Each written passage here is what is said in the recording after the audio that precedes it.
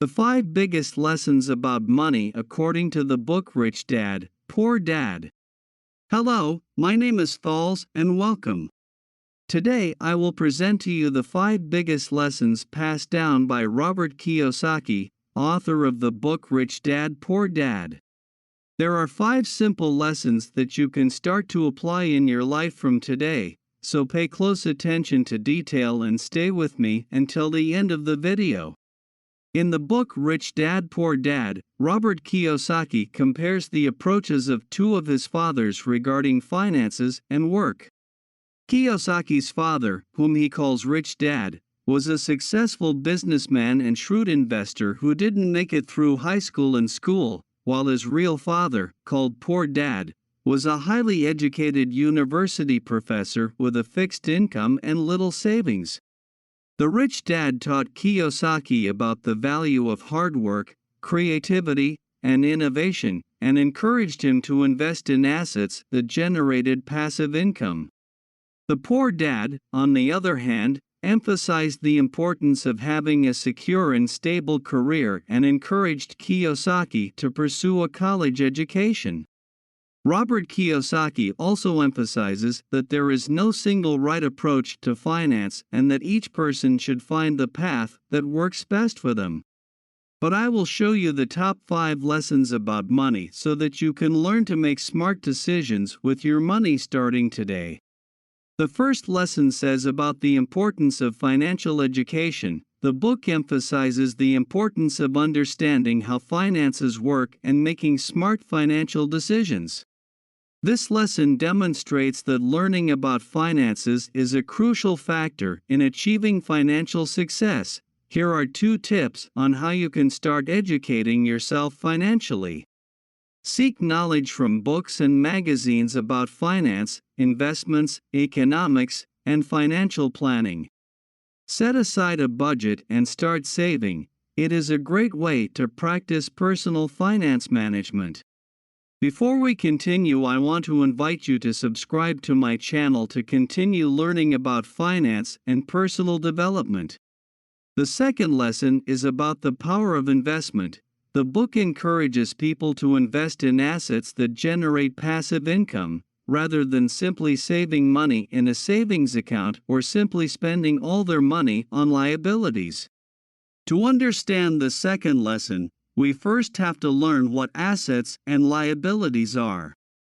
Assets are goods or property that have value and can be sold or used to generate income. Some examples of assets include real estate, stocks, fixed income securities, companies, and vehicles. Liabilities are debts or financial obligations that must be paid. Some examples of liabilities include loans, mortgages, accounts payable, and credit cards. In other words, anything that is only capable of taking money out of your pocket with no financial return. The difference between assets and liabilities is important because assets generate income or value over the long term, while liabilities consume income or value. For example, a real estate property that is rented out may generate monthly income, while a mortgage may consume monthly income through monthly payments.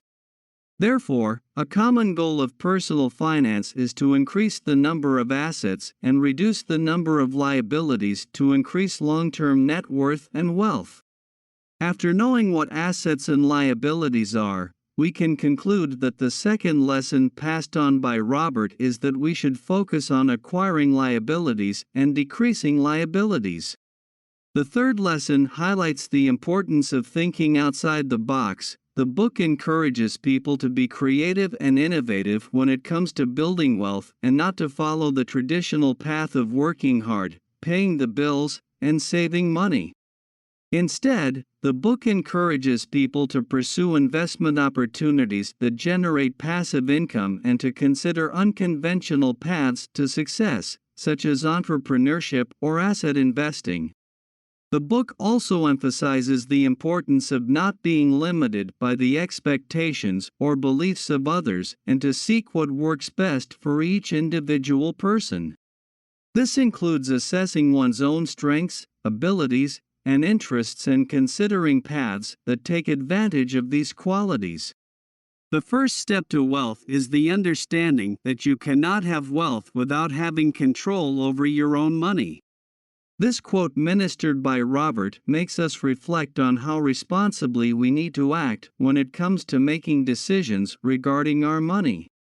It is very important that you get out of the conventional and think outside the box, but everything requires financial planning so that you have control over your own money and do not take high and unnecessary risks along your journey of financial evolution. If you are enjoying the content, I invite you to leave your like and stay with me until the end of the video because the last lesson is the most important and can make you turn the key on your finances. The fourth lesson is about the importance of having a good relationship with money. The book encourages people to have a healthy attitude towards money and not allow it to dominate or negatively affect them.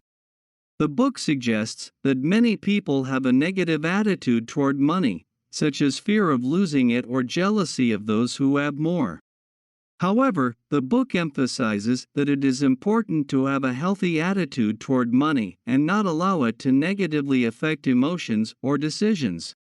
To have a good relationship with money, the book suggests some measures, such as learning to manage finances. This includes making a budget, saving money, and investing smartly. Not being afraid to take risks. The book encourages people not to be afraid to take calculated risks when it comes to investments and business. Don't let money control your life. The book suggests that it is important to have a purpose in life beyond money and not allow it to become the only source of happiness or meaning. Be grateful for what you have. The book encourages people to be grateful for what they have and not to constantly compare themselves to others. The fifth and final lesson we will cover in this video is, make your money work for you. According to Robert, the real asset is not the money you have, but the income it produces. So the last lesson is the sum of all the lessons we have gone over throughout this video, that is, the importance of financial education, the power of investing, the importance of thinking outside the box, a good relationship with your money. By fulfilling these pillars, you have an adequate knowledge of how to start making money work for you. Leave in the comments if you have been investing in assets or liabilities lately. This was today's learning. I hope you enjoyed it and see you next time.